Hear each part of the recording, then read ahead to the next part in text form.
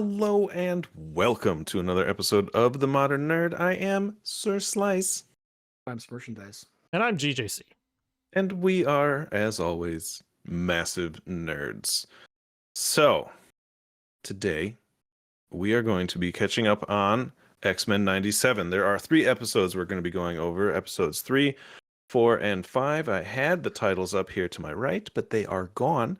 So yeah, we're just gonna kind of go with episode 3, 4, and 5, and you guys can follow along at home if you like, and we'll get this bad boy going with episode 3. This is the one It's called Fire Made Flesh. Fire Made Flesh, where we kind of get the big reveal from from episode 2, where the clone shows up, and now we kind of get to figure out what was happening with that, and who's who, and who's real, and who's not. Yeah, I mean, as a comic book nerd, I really enjoyed this episode because I liked the storyline that it kind of set up. As a viewer of a show, I wished there was more because it was a very, very quick, like, villain, showed up and then it was over, and I was like, oh, okay, so she's here. Oh, now she's not. So essentially, the Jean who had the baby was revealed to be the clone, and then we find out she was cloned by Sinister, who activated her, I guess, and she transformed into the Goblin Queen, which, had no explanation. And then we had her kind of toy with everybody with her powers and everything, and then somewhere in the middle, she turned good.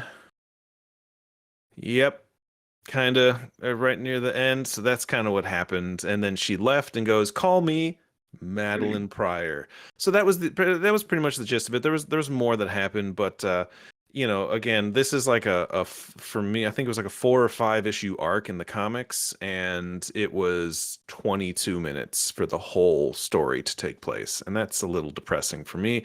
Visually, I thought it was a really cool episode. You got some really fun bits where she transformed into the Goblin Queen. I thought that was cool, and other things which I'll let everyone else talk about that I liked. Dan.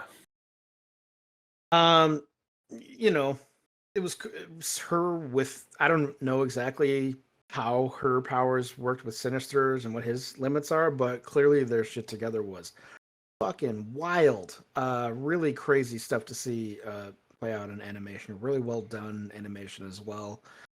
I liked it. I like that part. I now that Tim kind of talked about, how he wished it was longer.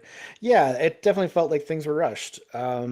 She just kind of like insists, like, halfway through the episode, "I am the Goblin Queen," and then when she leaves, she's like, "Oh, actually, I am Madeline Pryor." No explanation on either. Just, that's what I am, and you're just like, okay. And it's clear that that's like somehow she got these names, with a little more fleshed out in the comics for reasons, and we just don't get that in the episode, and that's too bad. Yeah. Yeah. I just felt like, yeah, I do really love some of the illusions that she had. They were like really creepy, and the mansion kind of coming alive and attacking everyone was definitely creepy. I thought I watched these episodes with my niece, and she's like really into X-Men now, so she wants to watch like all of the live action. We're just going through we just finished like Last Stand, and we're going through First Class. Ooh. So it's like, it's really exciting for her. She really enjoys all that, but I was like kind of scared or worried that like it would be a little too intense, especially with like the mansion coming alive, but she really enjoyed it. Again with the Goblin Queen, because like my nephew is like kind of listening and doing his own thing on the side while we're watching the episodes, and when like Madeline Pryor was like, "I am the Goblin Queen," he, like, without missing the beat, the kid goes, "That's got to be the worst name I've ever heard." He's like, he just turned 9, so that's absolutely hilarious. That just lets you know how well that went over with like the quote unquote kid audience. That's so sad, because like in the comics, like Goblin Queen, like it was cool, man. Like that was when she was the Goblin Queen and she was Madeline. I was like, I'll take your word for it. It was a great story, the way they did it. Anybody who wants to know, go ahead and read Uncanny X-Men 239 through 243. It's recommended. It was the equivalent of like a narcissist being like, "This is my nickname now. This is what you're gonna call me," and you're just like, "No, why? What are you talking about?" And like, I'm not trying to like, I guess point out. Okay, I was just point it out is like she's suddenly in this like huge booba revealing like outfit that's like looks like it was drawn by like the biggest like fanboy of like sexualizing all of the X-Men as possible. Like it just like, you know who she kind of reminds me of? Like the what's the name of that girl from Street Fighter and Capcom? Morgan with the bat wings and all Morgana. that. Yeah, Morgana. That's like literally a Morgana outfit. It's just Morgan, I think. Morgana. I don't know. You know what I'm Lilith talking or about. Morgan. Capcom versus Street Yeah, Fighter, that something like character. that. Yeah. She looks literally like that character, like with the big boobies, and it's just like what like I don't understand what that was for, but okay. Like, and I'm not saying there's no history of that in X-Men in general. Obviously there is, but it's just like whatever. Like, okay, she's now in this like tiny little skimpy outfit. Yeah. Okay. Like, all right, I guess went from like very like prim and proper Jean to like I'm just gonna like shove my cleavage in your face. Like, okay. Well, because it kind of like I'm not defending it. It was the 80s when she was created. It was Paul Smith who was the artist who, when it was drawn, I mean, like the whole book, that run that Paul Smith was on was fantastic. But I think it's supposed to kind of be reflective of Sinister because he's very goth and very you know, like that chest bear, living leather and everything. Yeah, and so like she got the leather and all that bondage and shit, and I was like, all right, but yeah, I mean, and it's funny because this is like tamed compared to like one of her first ones, and you're just like, oh, still pretty vavoom there apparently. Yeah, so that was I was real excited for that coming episode from coming off of 2 because I was like, oh, I know who she is. I know she's the Goblin Queen. I know she's Madeline Pryor. This is gonna be interesting. And then it was just over, and I was like, oh, okay, moving on. Got it. Here we go. That's my least favorite of the 3 we watched. Yeah, visually, it's one of my favorites. I think just because it was dynamic and like the action scenes were cool and those trippy scenes were cool. But then you get into episode 4. Where they do a split episode, and it wasn't, and I looked at it, and it wasn't even like a 50-50 split. It was like 70-30 split, where you got the first episode, which was centered around Jubilee Motendo, and then the second episode was Lifedeath, which centered around Storm after having lost her powers. So the first part with Jubilee, it was a fun episode. It was entertaining and you know, it moved her character along a little bit. Like it could have been done without its own, 15-16 minute episode. It was cool to see and kind of go see Mojo again and everything. I wish there was more.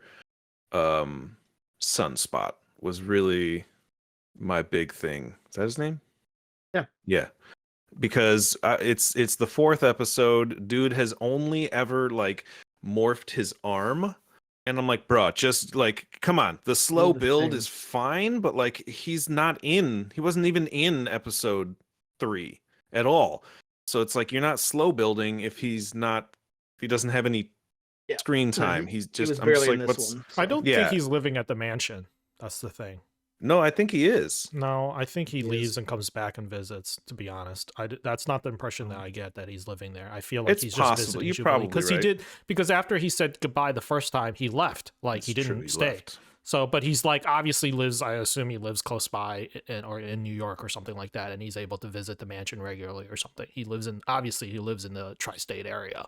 So, like, yeah, I think he's just visiting Jubilee, especially for like her birthday or whatever. But I don't think he's living there. It doesn't look like it. I forgot that episode was around her birthday. Yeah, that's how much of like kind of a throwaway it was. Like it was we got the digitalness of it, and that was cool. Dan, I think you thought it was nice. Yeah, I mean, we all played the video game. It was, and it was cool to see it come to life a little bit. But both of these episodes, sort of, if you're gonna do them, fucking do them. Don't like rush the shit out of them and like cram them together for discernibly no reason or correlation. Like give Storm her full like episode to like learn how to come back. Or even, I mean, I don't think it was necessary, but sure, give Jubilee her full episode. Like, both of these Rush just felt like extremely watered down and felt just like either do them both individually or just don't do them at all. Like I felt this whole thing was unnecessary, honestly. I guess. Yeah. it's like it's the Jubilee episode is not nothing that we haven't seen. This trope is done before, whether it be Tron or The Matrix or like there's tons of movies that are similar to this kind of idea. So Sure. I guess perhaps Disney didn't like when they did it. They were like, we don't like we're this is just our version of that story. We don't like and also Spy Kids 3. That was what I was thinking when I was watching it. I was like, oh my god, this is like Spy Kids 3. Yeah, me too. Yeah, I remember that. But Totally. anyways, like it's a trope that has been done. Like what if I was stuck in a video game or whatever, or inside a computer? Like Yeah. it's like Disney. Marvel's just like, mean, this is our version of this story, and They it wasn't gonna. themselves pretty much did it in X-Men, but it was just TV instead of a video exactly. game. So That's where it's Mojo like, was original. I'm like, it's the same it's just story. an updated, 2021, 2023 or whatever. Where's Longshot? Yeah. Where's Longshot?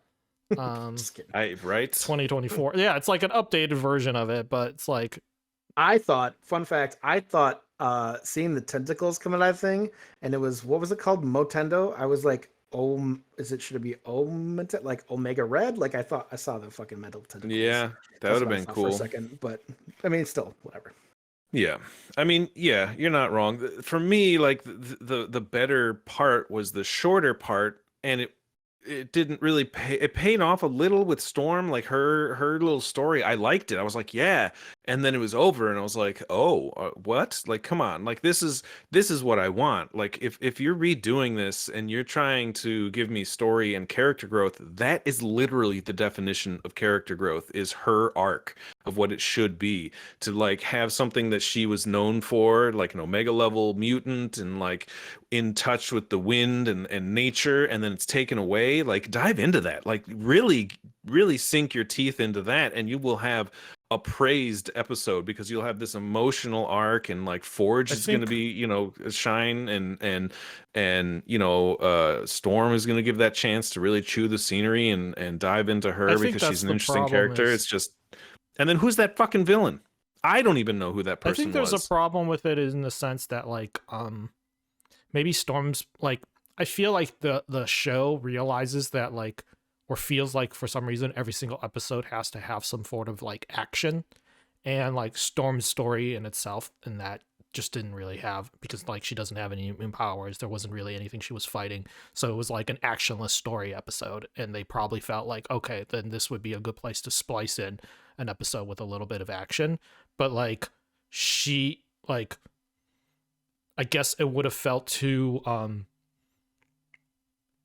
I don't know, too sudden to jump back and forth between Storm and Jubilee's story, I guess. Or maybe they felt like that wouldn't have fit right. So they decided to separate it. But then like Storm's story was not like, for them, it didn't seem like there was enough action, so they decided to pair it with this episode with Jubilee. That's what I mean.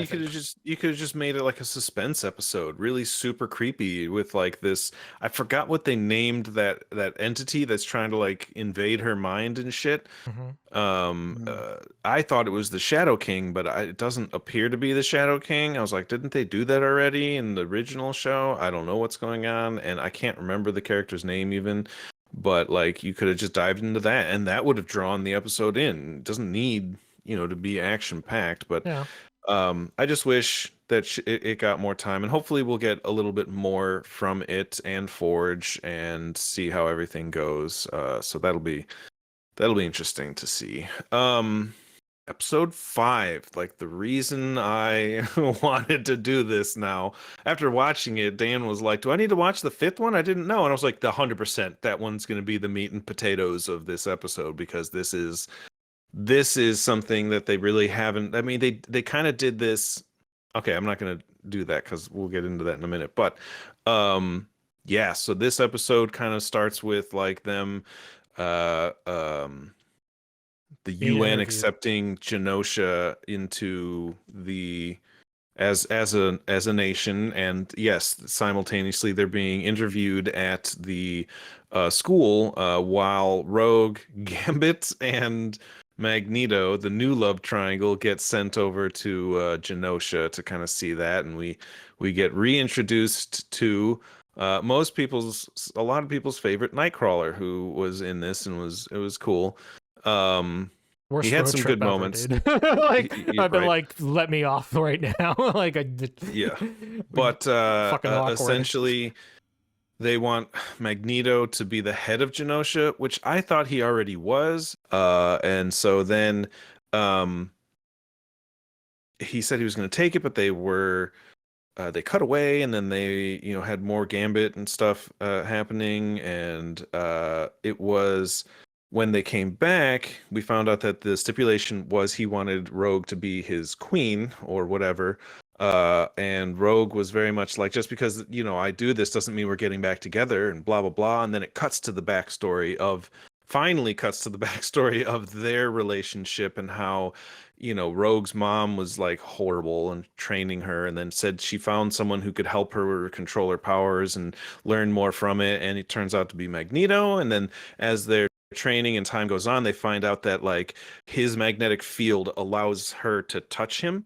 And so they kind of start a relationship, because she spent her whole life not being able to touch anybody, which can just only be horrible, I would imagine. And so, you see them kind of um go to this ball or whatever, and it looks like, oh no, she goes to break up with Gambit essentially, and then like he's all sad and leaves, and it's very emotional. I'm like, oh man, Rogue, you choosing Magneto over Remy? Come on, Cher. And so like you cut to the ball, and she comes down in this dress, and they both fly up and they start dancing. I was like, well, this is pretty cool. And then like they kiss in front of everybody. And so like everyone's assuming that's what's going to happen, but then she, goes back on it and says, some things are deeper than skin. And so you're like, oh yeah, good for you. And then fucking Cable shows up and he's talking to the Prior for a minute, and it's like, hey, they're coming. And then he gets time stripped back, and you're just like, what the hell just happened? And then giant explosions, and it turns out there's this massive Sentinel that comes and just starts wreaking fucking havoc on everybody, just murdering mutants, destroying them. You have a really cool moment where Nightcrawler saves everyone, or Gambit and Rogue and whoever, and he takes a hit, and I was like, did they just fucking kill Nightcrawler?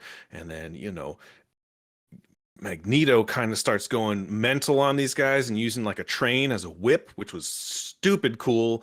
And then, you see him starting to protect, like they all split up and they save the Morlocks, and then the Morlocks are in trouble again, and Magneto's protecting them, and he's pushing Rogue and Gambit, and there's his protective dome, and he's getting shot at, and like you can see it in her eyes that she doesn't want Magneto to go, and it's just this really intense moment. And then the fucking barrier breaks, and they just fucking decimate the Morlocks, Leech, Magneto, and then you see obviously she bursts out of this thing that was holding her back and just goes flying at this giant Sentinel, and Remy takes his motorcycle and throws it at her so that he doesn't fucking like, he saves her life from the beam. And then he starts going nuts. He's going off this whole episode. I'm just going like, yes, fuck yes, Remy, fuck yes, Gambit, like you're kicking ass. He's finally getting his moment, and he's jumping forward, and he just suddenly shrunk.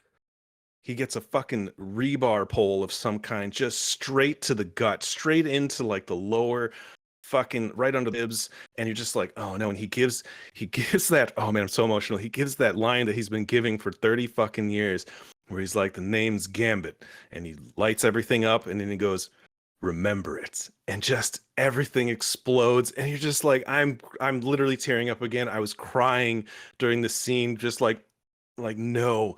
My wife was like dying, and then you see after this explosion, Rogue is holding Gambit, and she says, I can't feel you, Cher.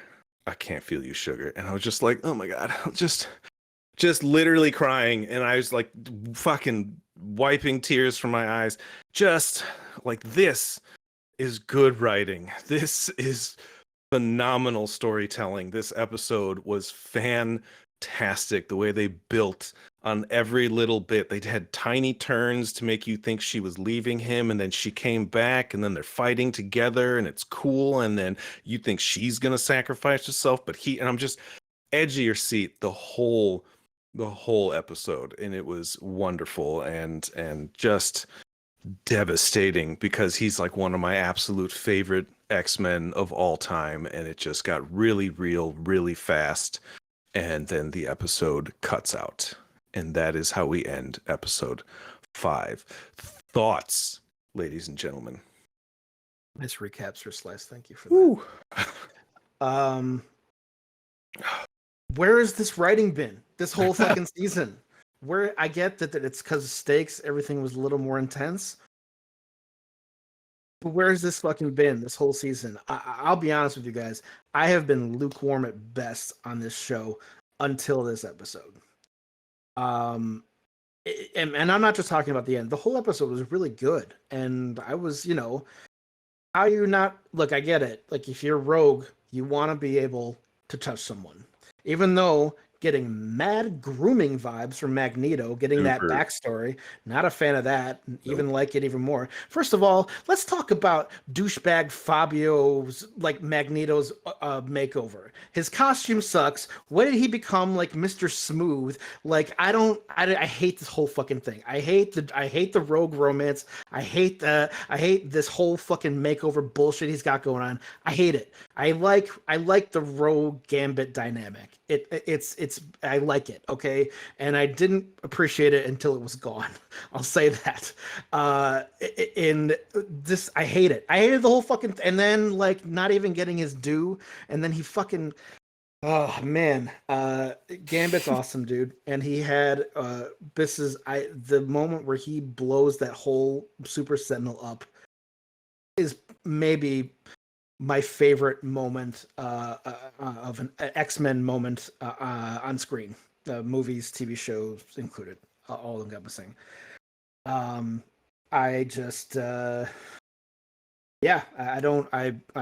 hope. Well, we'll talk about predictions later, but the show without Gambit is gonna feel wrong. But I mean, like, he wasn't even prominent in, like, he was in the first episode, and then he had a little bit in the second, and then you don't see him in the third or the fifth practically. Like, and it's just like... Well, to be fair, the people who've been prominent in the past episodes, I don't really care about either. So it's like, I don't know, dude. Like, I don't care about Scott. I don't care about this. Scott went off on that chick in the interview. Yeah, you totally missed the whole entire Scott and Wolverine part of the story. He was like, we're the whole reason that you're alive. I was like, fuck. I mean, that was television. Great, but, like, that was the only time I've ever seen Scott show any character personally. Yeah. Otherwise, he's just been like this boring dude who's like the Boy Scout. That's what he was. Good for him, I guess. Yeah. Anyway, that's all for me. I did forget about that. There was a whole dynamic like Scott between and Wolverine, like Jean and Jean kissed Wolverine, or Wolverine kissed Jean. I don't know how. Well, Jean kissed Wolverine actually is what happened. Yeah, so, not Jean, a clone, but whatever. No, that was really. No, that was Jean. What? She's Jean's the one at the in mansion. The water with Madeline's in the and Genosha. So Jean's on the island, or Jean's at the mansion. Yeah, with so Logan. They're in the water together. Oh, but the whole other part was fucking. You get this scene with Scott and Jean where it looks like they're kind of like making up a little bit, and turns out it's like, not Jean. and it turns out it's Madeline like implanting herself into Scott's head, and then Jean bursts in mentally, psychically, and you're just like, holy shit, what just happened? Like, this is where I'm like, see, this is the core shit where it gets confusing but like entertaining, because you don't know that wasn't Jean, and then it was, and it's like, oh my God, I think there's a lot of it's a damn fine episode. There was a lot of concerns, I think, about people who saw got to preview the episodes before like they aired on Disney Plus, and a lot of people are like, well, they just turned this thing into a soap opera. And like, again, I'll reiterate what I said from the last episode. Like, if you didn't think X-Men was soap opera like before, like, I don't understand what you were watching, because like, seriously, like Jean and Wolverine and Cyclops, that's like maybe the most famous love triangle in all of Marvel Comics. I don't know what else to tell you, but comic books are just like pro wrestling. It's essentially soap opera for men. Like, I don't know what to tell you, and you haven't been paying attention if you think that this is all just some like there's too much romance and love triangles in this show, because that's what the show was about. Like, the most famous meme, arguably, from X-Men, the original, is the one where Wolverine is looking at a picture frame of Scott and Jean together. So I don't know, like, where have you been the last 30 years? I don't know. So like, this is what X-Men is about. Like, I don't like, if you're not okay with this, then you probably just don't like X-Men. I don't know what to tell you. Yeah. I mean, Like, Yeah, dude. the X-Men alone have been politically charged since their inception. That's Right. literally the reason they existed, right. was the class and race battles that were happening in the 60s. Yeah. And so it was all about getting equal rights for everybody. And I'm Yeah. like, It's so an allegory if on that's like, not, yeah, on our own yeah, society and the problems within our own society. It's just a lot easier to put it and digest it when it's in a fictional comic, like, yeah. so I think like a lot of the criticisms are unfounded when it comes to the way that, this show is being produced. And that's like my biggest takeaway from this episode, because it just goes to show you can have all of that in an episode like this and still have some amazing kick-ass action and still tell an amazing story. Like, probably the best episode and a very necessary episode, especially for people like Dan who felt a little slightly unenthused like about the episodes. Like, they needed something like this to essentially propel the rest of the season plot wise, to kind of bring all these storylines back together. Eventually we'll probably have Storm come back. Maybe we'll even have all these other storylines kind of weave back together, because right now it's a little here, it seems like everyone's going in their own direction as far as their story goes. Also, I don't know if anyone else clocked anything. Was Beast flirting with that interviewer? I don't know. He seemed like he was doing his thing. I was like, dude, Beast, even blue my blushes. guy, I my love that guy. Like, line. let's go. Finally get like, come on, Dude. like. If anyone deserves to get some Exactly. Beast. Remember Like, that so- episode? He was like helping that blind girl, and then when she finally saw him, she couldn't be with him because he was a mutant, and it's just like, ugh. Beast. Ugh. I have to Oh, say boy. though, I very strongly feel this episode makes me feel not just like where has the writing been. I mean, I guess I can't speak too much to the quality. What I mean by that is, like, this is what the storyline should have been. Like, this is what it should have been leading up to. And instead, we got all these random ass storylines thrown in, and then all of a sudden, this. Like, the Storm subplot is important. I like that. But, like, it felt like episodes 3 and 4 were, like, complete veer offs from what should have been a focus on this storyline. And Three had to exist To set up because Cable, it's yeah. the setup for Madeline and everything. It should this Suppose. should have been episode 10, and you should have had 3 episodes for Madeline Pryor to really flesh that out, and then another 2 or 3 episodes with like set up Jubilee and Sunspots, then set up a little bit more into Storm. Storm can be your fillers, but like really emotional stuff, and then you end with this. You would have everyone clamoring, just chomping at the bit for more. And then when season 2 comes out, you would I'm just not going to say have that. I don't think this you would have so many. I can't make that judgment that this should be the last No, episode. I mean, it's just- I don't think that, like, until we see the rest of the episodes, I kind of understand why they decide to put this in the midway point, because like plot wise, they don't have anything to tie this, like, for everyone to come together. Like, if you think about a season in the way that you write a play, like in a different episode, like a larger episode, essentially one season is one large episode. This is the act where it's like, okay, end of the second act, like everyone is down on their knees. Where do we go from there? Like, that type of feeling. Like, it's like the Avengers Infinity War, how it ends on that I think note. it's good to have it be halfway, but I still think there should have been, if you're going to have all these random episodes, I guess the Gene one I get, but like I still think there should have been some direction towards this in those other episodes, and it felt like there wasn't. Lots of cameos also in this episode. I just want to point that out. I Yeah, thought it was pretty cool. We lots saw of the Hellfire cameos. Club. I don't know who thought it was a good Bastion, idea to let the Emma. Hellfire Club run Genosha. Like, We know like the worst who died exactly like the in this worst episode? the worst type of mutants Too and the many. most corrupt mutants that you could possibly find, and you put 2 of them on the council. Like, I don't understand why they get 2 votes. Like hello? Well, like, does that make any sense to anybody else that these people with very, very like questionable motives like are running a mutant nation with like asserting see the- obvious influence over the other council members because there's 2 of them out of a council of like 6 people? Like, It's on like power, like their ability powers for the most part. So it's well, I mean, I thought the reason why they did it was because there's assuming. representation, because Callisto is the leader of the Morlocks, and then Yep. Banshee and I guess Moira are like more of like the more peaceful, like, well, Moira is just Moira. Moira's just a human, which is like, okay, I get that too, but like having Banshee there and Moira, I guess, are probably just more of the more peaceful type of mutants that are like speaking for everyone else.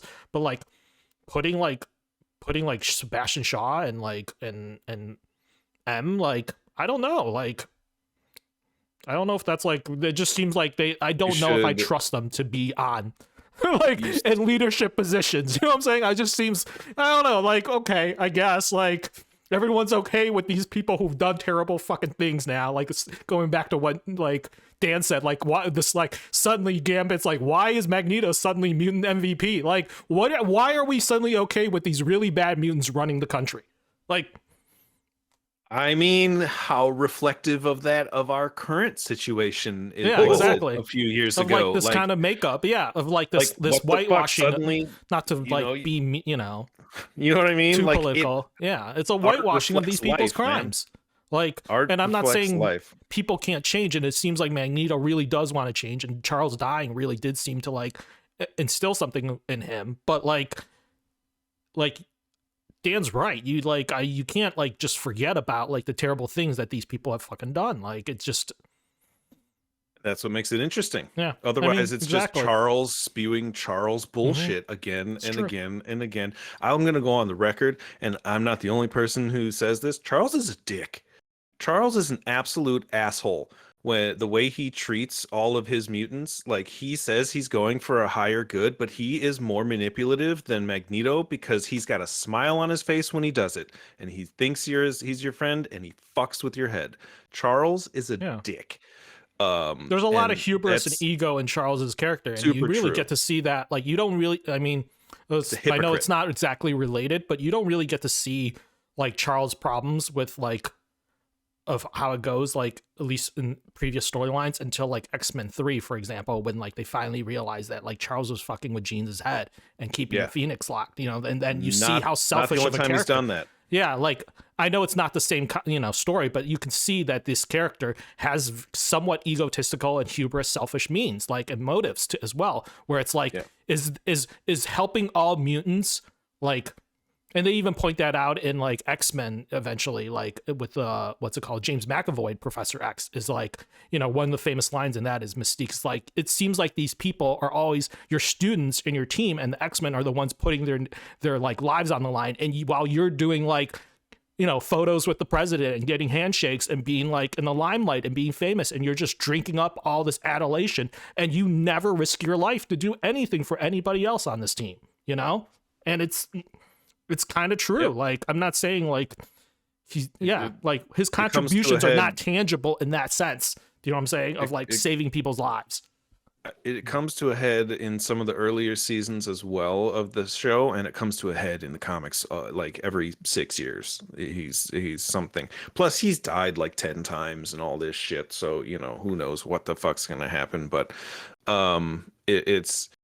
it's interesting. It makes, when you have someone like Magneto running it, it makes it more, for me, more dynamic, because it's like, oh, what is going to happen? Like, where is he going to snap? What lines, what rules is he going to break? How is he going to bend them? It's a little more interesting than just like, you know, someone like you know, Mr. Do-Gooder Scott, yes sir, Captain Sir, to do all the things that are correct and right and righteous, and then instead you've got a more what's going to happen type of character, and I think that'll in the long run be a little bit more intriguing than just someone else. But I will say his makeover was weird for me, and then I saw his outfit and I was like, hey, this is literally from a comic book called The Trial of Magneto. And like, is that his best outfit? No.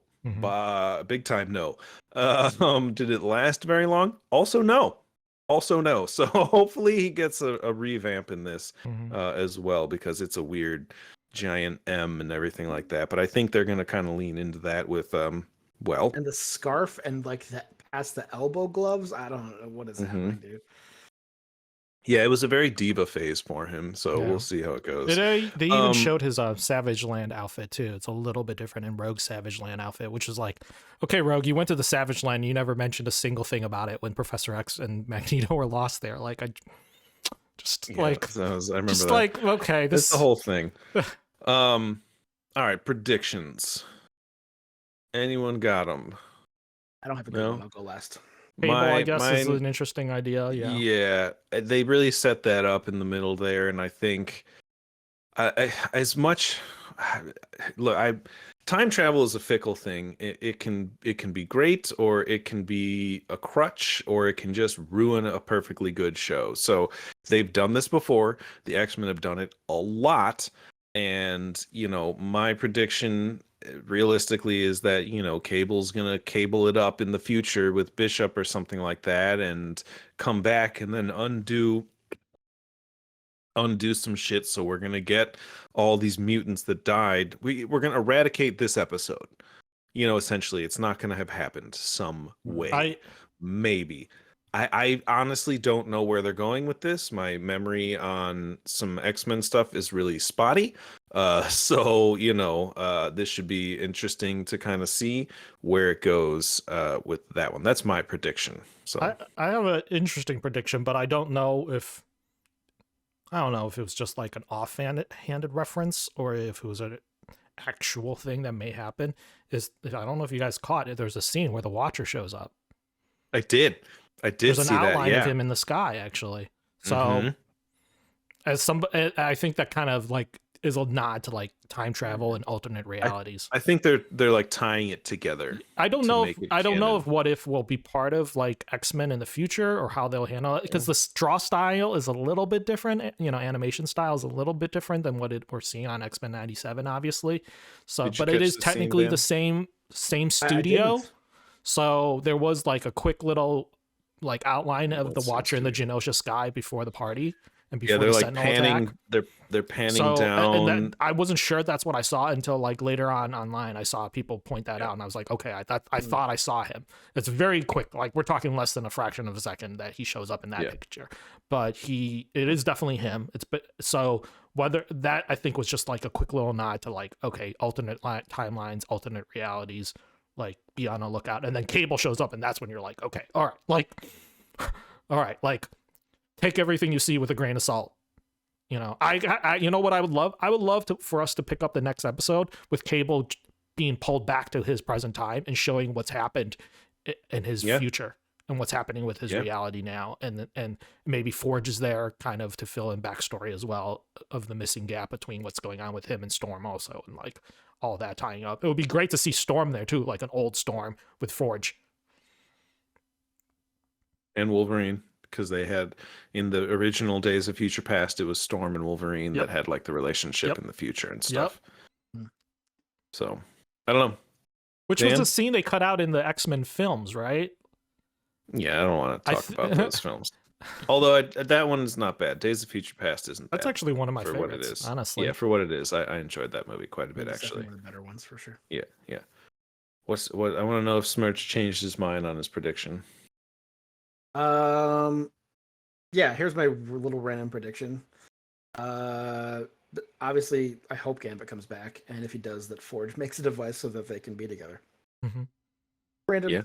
Something. I mean, technically she could just throw a collar on, and then Right. Why does no go one to talk about town, that? and then I think the collar is like long-term exposure to the collar is like it's because it's mild radiation, and they don't know the long effects of That's just a wearing the collar great permanently. opportunity to make a joke about how long Gambit can last, in my opinion. ah, It's the true. Raging Cajun. That is true. Has she ever been collared before? I'm trying to remember if I've ever remember seeing I don't Rogue know. anyone putting a collar and how it affects her. Yeah. Like, would No it one only talks affect about her that. ability to like fly and be strong, or No, like, it would no take way. away. it would take away all her mutant abilities. powers, right? Like that's Her the mutant assumption. powers are not strength. I know that's and what I'm saying, but I mean, abilities. that's interesting. that's kind of an after effect or a result of her mutant power. So if you took that, like how much of the collar would dampen the amount? I mean, I think she'd basically just be human for a little while, So No one talks about that. Like, that's a real solution. at Like, least for like a moment, Yeah. like have that moment until there's a start more somewhere. permanent thing. Anyway, Which we kind of see this storyline play out in that X-Men: The Last Stand, which was just stupid. Worst rogue ever. Yeah.